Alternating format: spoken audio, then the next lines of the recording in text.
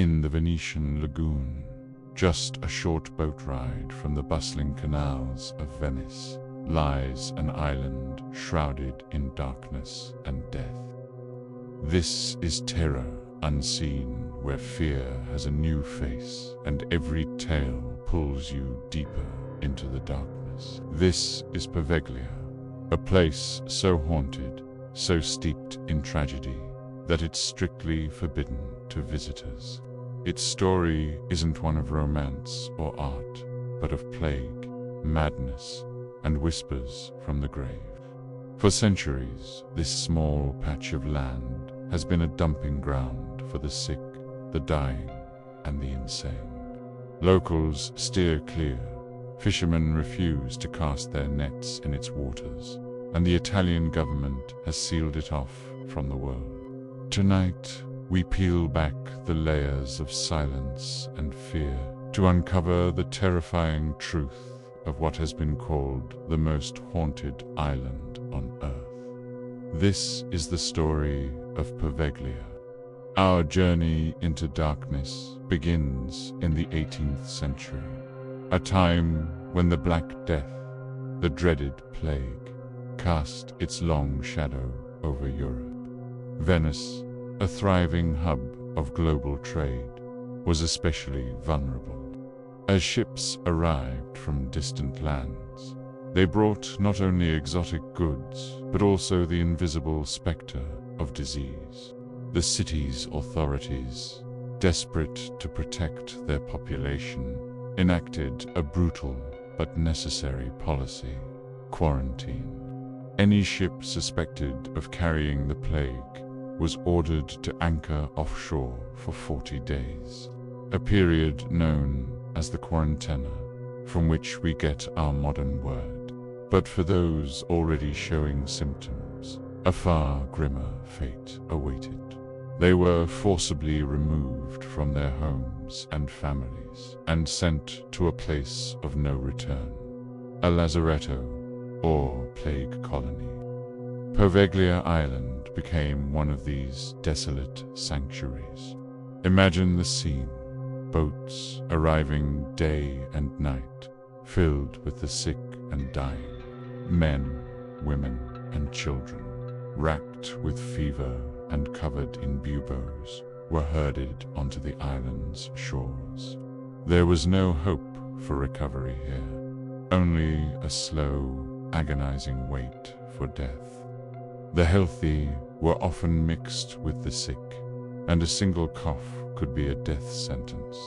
Families were torn apart forever, as the bodies piled up faster than they could be dealt with. Mass graves were dug. When even that wasn't enough, huge pyres were lit, and the air for miles around was thick with the stench of burning flesh.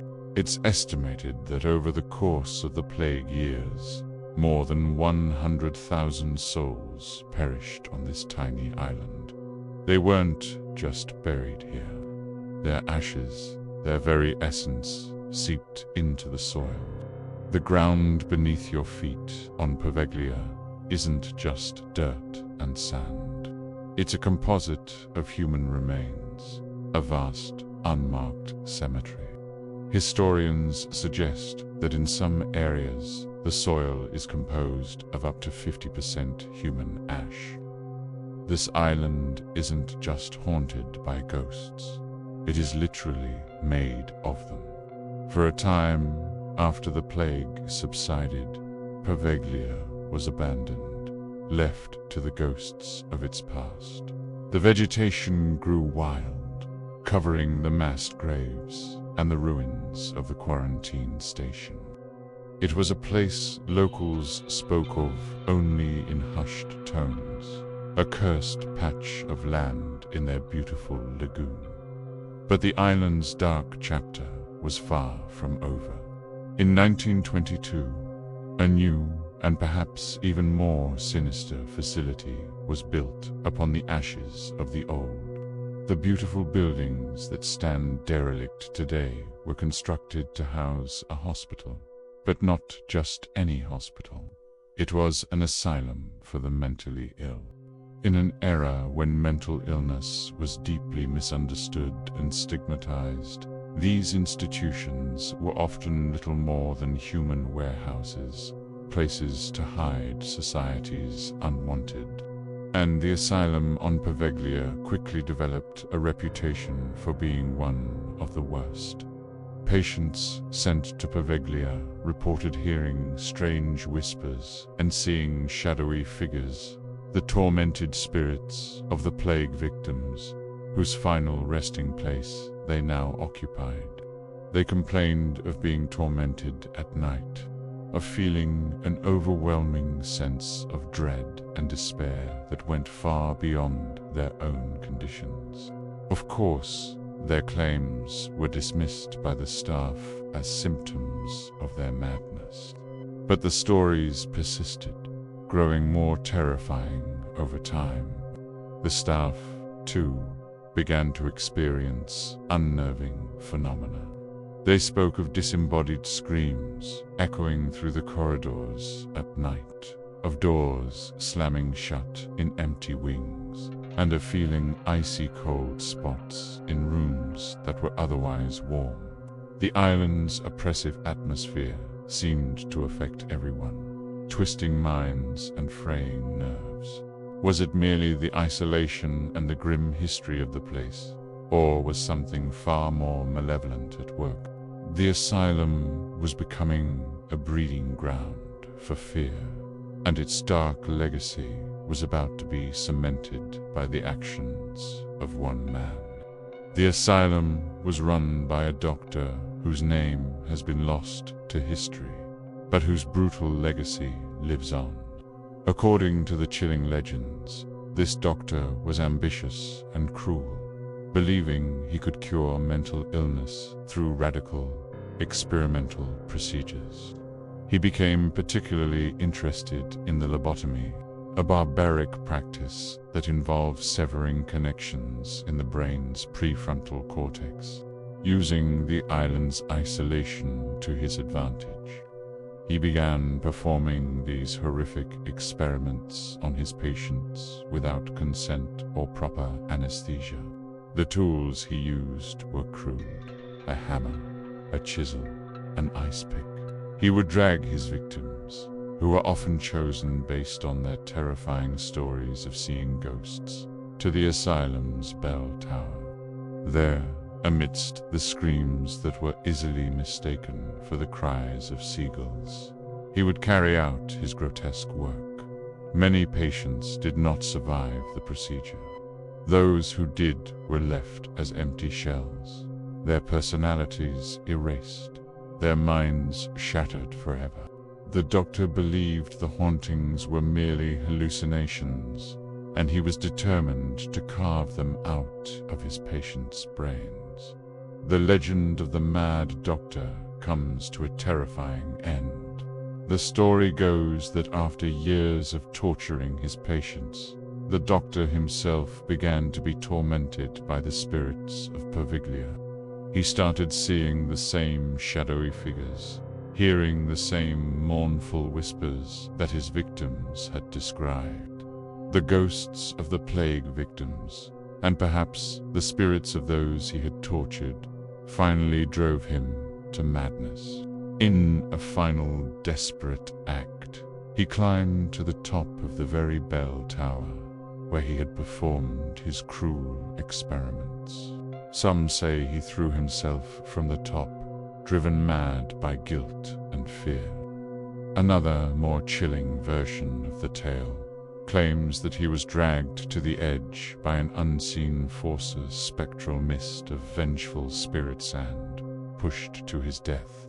A nurse who allegedly witnessed the event claimed that as he lay dying on the ground below, a fog-like mist rose from the ground and enveloped his body, choking the life out of him. The bell tower, the scene of so much suffering, still stands today, a silent monument to the island's tormented past. After the asylum finally closed its doors in 1968, Poveglia was once again abandoned. For a brief period, The island was used for agriculture, but the farmers didn't stay long. They complained that the soil was too dense, too difficult to work, a grim reminder of the human ash that still permeates the land. Since then, nature has reclaimed the island. Vines crawl over the crumbling walls of the asylum. Trees grow through the floors of the plague hospital. And the bell tower stands as a lonely, ominous sentinel over the lagoon. The Italian government has officially banned all tourism and unauthorized visits. The only people who get close are the occasional paranormal investigators or thrill seekers who risk hefty fines to sneak onto its shores under the cover of darkness. They bring back stories that only add to the island's terrifying reputation. Those who have dared to spend time on Poveglia speak of an overwhelming feeling of being watched. They report sudden, inexplicable drops in temperature and electronic equipment failing without reason. Audio recordings have captured what paranormal experts call electronic voice phenomena, or EVPs, disembodied voices and whispers caught on tape. Phrases like "leave now" and "go away" have allegedly been recorded in the empty halls of the asylum. Some have heard the faint ringing of the bell tower's bell, even though the bell itself was removed decades ago. Others have reported seeing a dark, fleeting figure in the asylum's corridors, and hearing the chilling sound of a child crying in the darkness. Fishermen in the lagoon give the island a wide berth, claiming they sometimes hear screams and moans carrying across the water on still nights. They refuse to fish near its shores, not just out of superstition, but because they have, on occasion, pulled up human bones in their nets. So what is the truth of Poveglia Island? Is it merely a place with a tragic history, its stories embellished over time into campfire tales? Or is it something more? Is it possible for a place to become so saturated with pain, suffering, and death that it becomes permanently scarred? Can the echoes of over 100,000 tragic deaths, compounded by years of medical torture, leave a tangible, malevolent energy behind? Whether you believe in ghosts or not, the story of Poveglia is a chilling testament to the darkest parts of human history. It stands as a crumbling, forbidden monument to suffering. The island remains silent, holding its secrets close, its shores washed by the gentle waves of the lagoon. But for those who listen closely, the whispers of the dead are still there, a permanent, haunting chorus on the island of no return. Thanks for watching, and if you enjoy exploring the world's darkest corners, be sure to subscribe for more.